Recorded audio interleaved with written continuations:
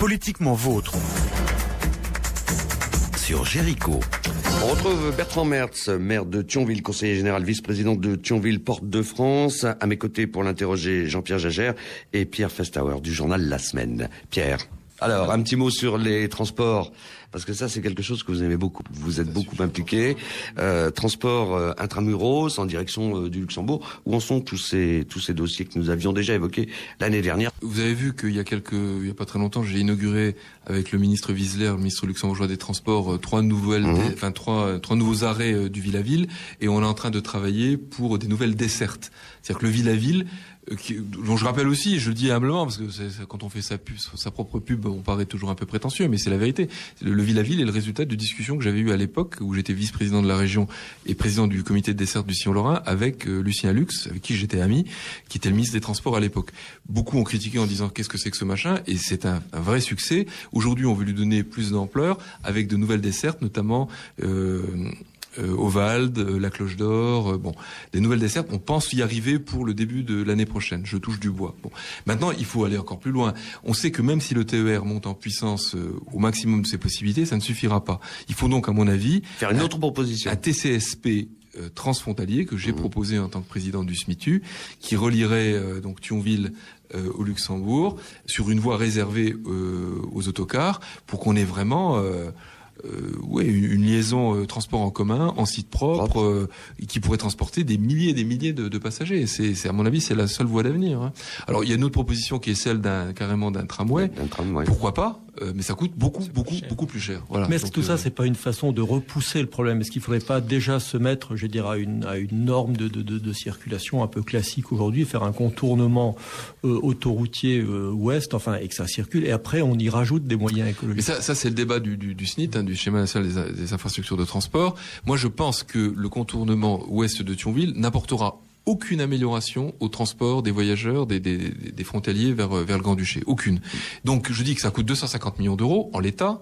Si on veut le mettre en tranchée couverte, comme le demande le maire de Florence-Philippe-Parion, il a raison, c'est normal.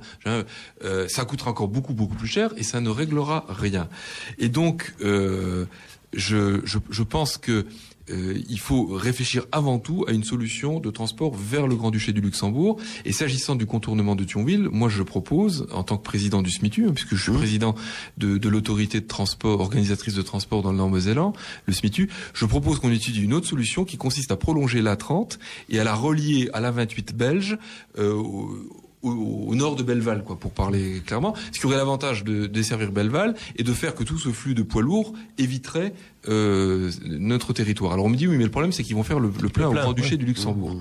C'est vrai. Bon, mais écoutez, on doit pouvoir régler ça. On va quand même pas construire des autoroutes simplement pour une histoire de plein de camions, Bon, il faut qu'on en discute avec nos amis luxembourgeois et qu'on arrive à trouver les solutions les plus intelligentes, les plus réalistes sur le plan économique. En tous les cas, je sais que ce qu'attendent les habitants de Thionville et du Nord-Mosellan, c'est avant tout qu'on leur facilite les transports vers le Grand-Duché, parce qu'ils sont quand même 75 000 à aller travailler là-bas. Alors si on traduit ce que vous dites, vous n'êtes pas tout à fait prêt à voir ce fameux contournement ouest de Thionville. Non, j'ai toujours dit que moi je n'y étais pas favorable. D'abord parce que je considère que continuer à faire des autoroutes pour les camions, c'est pas conforme à nos engagements sur le Grenelle de l'environnement, etc. Non, mais on a bien compris. Mais et deuxièmement, je vais pas refiler un problème à Philippe Tarion. Je veux dire, on peut pas régler un problème à Thionville en créer un à Florange. C'est pas ma conception républicaine des choses. Donc si Philippe Tarion demain dit moi, ce qu'on me propose maintenant, ça me convient, j'accepte, ça lève déjà une difficulté. Mais pour le moment, il l'a pas dit.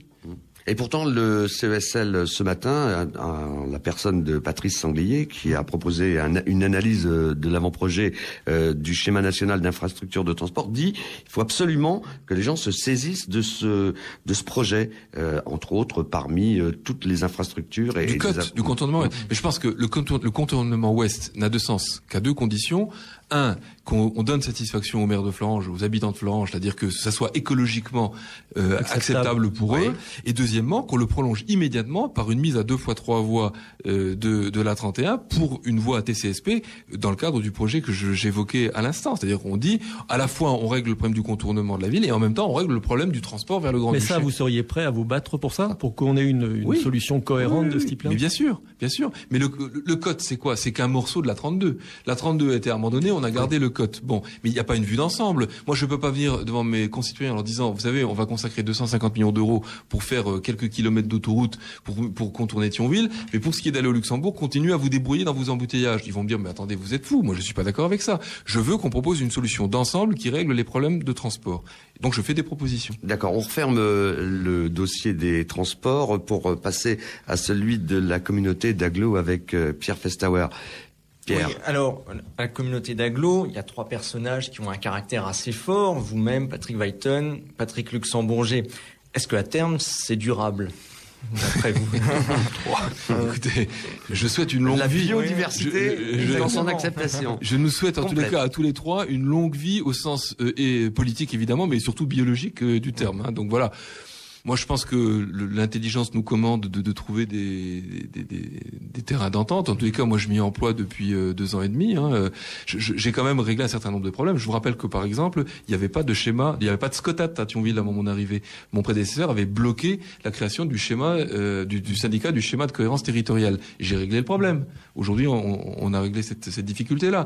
Le syndicat, l'association des maires du nord des arrondissements de Thionville ne fonctionnait plus. Elle était bloquée. Le problème est réglé.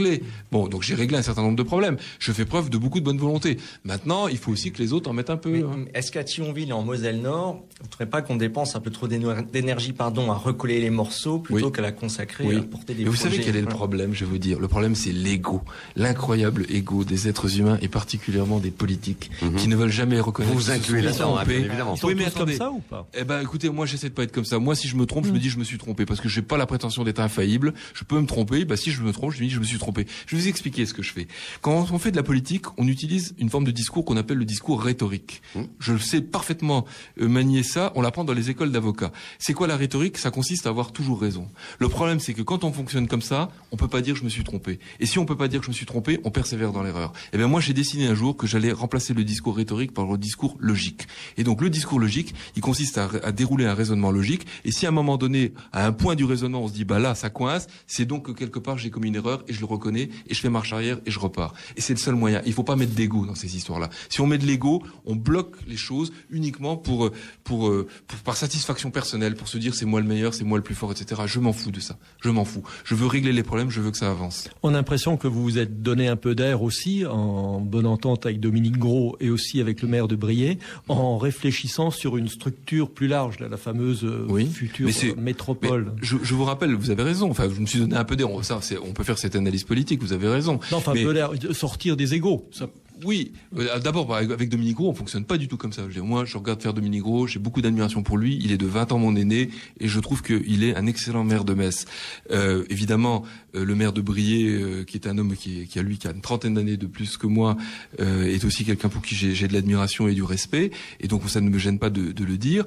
Mais simplement, je vous rappelle qu'avant d'avoir fait cette proposition, j'avais d'abord proposé qu'on commence par le commencement, à savoir fusionner l'agglomération Port-de-France-Thionville et l'agglomération de la Fench, parce que c'est quand même incroyable que sur le même territoire, on a une même zone urbaine qui est coupée en deux. Et on voit bien que ça n'a pas de sens. Le port, les deux communautés d'agglomération sont bien obligées de travailler ensemble. On nous propose maintenant, Patrick Weiten nous propose un grand équipement culturel, sportif, économique. Mais ça n'a pas de sens que la communauté Port-de-France le paye, alors même que ça doit être un équipement au niveau de la grande agglomération et que donc les Fenchois ont évidemment vocation à y participer. Donc on voit bien que sur tous les grands enjeux, on est trop petit. Il faut se rassembler. Ensuite, je veux voir plus loin. Je pense qu'effectivement, en Lorraine, il n'y a pas de grande métropole. Il n'y a pas l'équivalent de Lyon ou de Lille ou ni même de Strasbourg. Il faut donc qu'on soit capable de se rassembler pour peser suffisamment lourd pour que à Paris et à Bruxelles, on se dit tiens, ceux-là ils existent, ils pèsent et il faut faire avec eux. Voilà, c'est aussi simple que ça.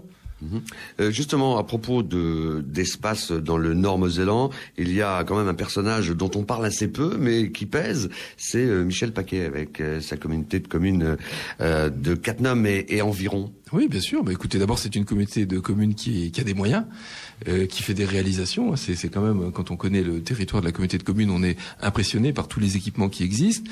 Michel Paquet, j'ai vu, comme vous, dans la presse, qu'il se tourne vers le Grand-Duché du Luxembourg, ce que je peux comprendre. Ça me paraît d'ailleurs directement une bonne chose, d'avoir des relations resserrées. Cela dit, comme je l'ai écrit d'ailleurs dans votre journal, dans la semaine, entre la France et le Luxembourg, il reste une frontière politique, administrative. Et donc, on peut pas faire comme si elle n'existait pas.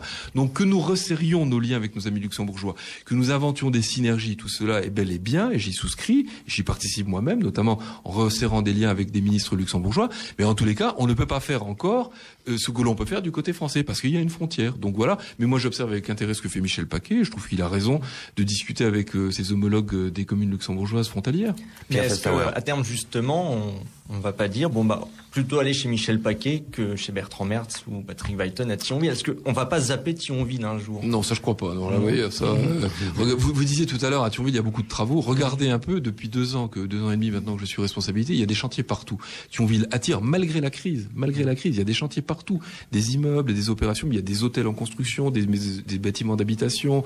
On a parlé évidemment des Capucins. Il y a encore d'autres demandes. Ça vient encore, en ce moment, ça vient. Donc au contraire, Thionville je trouve même que dans le contexte de crise dans lequel nous sommes maintenant depuis 2 ans, moi je suis impressionné par l'attractivité de Thionville. Je pense que l'action que je mène n'y est pas totalement pour rien, mais comme je l'ai écrit récemment, je pense que les Thionvillois y sont pour beaucoup, parce que c'est une ville avec des gens dynamiques qui ont envie de faire, et donc ça attire.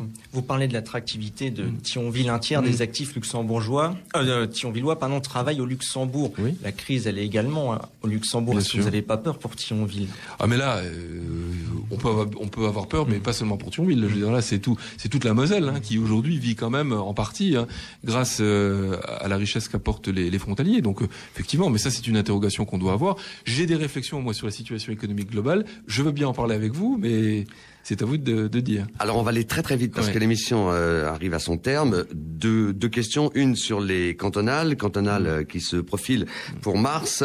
Y a-t-il une opportunité de voir la Moselle passer à gauche? Je pense que c'est possible. Oui, c'est possible dans le contexte politique actuel. Il y a une possibilité. Bon, évidemment, je le souhaite. Je pense que de toute façon, l'alternance est une nécessité. Il faut quand même que vos auditeurs sachent que le département de la Moselle, il a 200 ans et qu'au cours de ces 200 ans d'histoire, il n'a jamais été géré à gauche. Et dans l'hypothèse... Ça, c'est pas démocratique. La démocratie, c'est l'alternance. Et alors, dans l'hypothèse d'une victoire de la gauche, quel est le bon candidat pour la présidence? Écoutez, moi, je vais pas vous tourner autour du pot et me cacher dans mon petit doigt. Pour moi, c'est Philippe Tarillon. D'accord. Ça, c'est une excellente réponse. Puis là, on va terminer maintenant sur un volet plus national. On retrouve très souvent votre plume à travers les médias nationaux. Alors, vous êtes également conseiller national du PS. Vous semblez vouloir prendre une place quand même sur la scène politique nationale au sein du PS. J'aimerais bien, mais c'est pas facile, parce que j'ai la faiblesse de penser que j'ai des choses à dire. J'écris. J'ai une formation de juriste, mais j'ai aussi une formation de philosophe. J'essaie de comprendre l'économie, et ce que j'entends dire dans les médias, y compris d'ailleurs du côté de mes amis socialistes, ne me satisfait pas toujours. Donc voilà, je produis une réflexion. Jusqu'à présent, il y a des organes de presse nationale qui ont bien voulu publier mes textes. J'en suis très heureux et je les remercie. J'espère que ça intéresse. J'espère que ça intéresse aussi mes amis du PS. Voilà, je suis disponible pour apporter ma matière grise. Voilà, est-ce que vous avez l'impression que le PS réfléchit juste sur un dossier comme celui des retraites, et est-ce qu'il parle juste comme lorsque l'autre jour Ségolène Royal a appelé directement ou indirectement les jeunes à descendre dans la rue? Vous m'avez peut-être lu dans Libération au mois de juin. Je pense que l'angle d'entrée qu'a choisi le PS n'est pas le bon. Le problème qui est posé sur les retraites est en fait un problème plus général. Il faut resituer le problème des retraites dans le problème général qui est celui de la répartition de la richesse.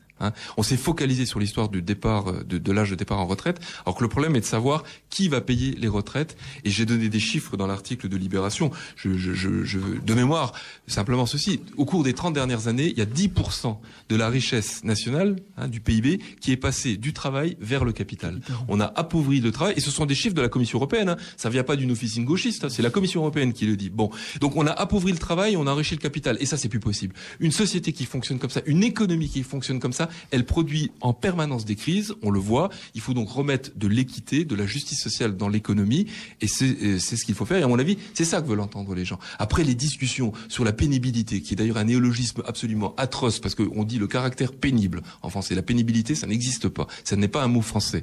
Et donc, toutes ces discussions-là qui sont compliquées, où les gens n'y comprennent plus rien. Maintenant, on nous dit les femmes, alors certaines quand elles ont eu 3 enfants, mais les gens n'y comprennent plus rien. Les gens veulent savoir qui va payer. Ils disent, nous, il n'y a pas de raison ça soit toujours les mêmes qui payent. Il y a de l'argent. Madame Bettencourt, on lui fait tous les ans un chèque de 30 millions d'euros, elle a qu'à payer. Moi, je suis d'accord avec ça. Alors, toute dernière question, Bertrand Mertz, puisque nous sommes arrivés à la fin de l'émission. Qui sera pour vous le candidat le plus pertinent du PS aux prochaines élections présidentielles? Là, vous voyez, tout à l'heure, je me suis pas caché derrière mon petit doigt. Je vais vous dire, franchement, pour le moment, je n'en sais rien. Il y a aucun des candidats, pour moi, ne s'impose Donc je ne sais pas. Je pense que la question du candidat a moins d'importance que la question de l'analyse et de la stratégie et du projet. Je crois que le problème, c'est qu'on vient toujours avec un programme, mais un programme, c'est pas suffisant. Il faut d'abord une analyse de la situation.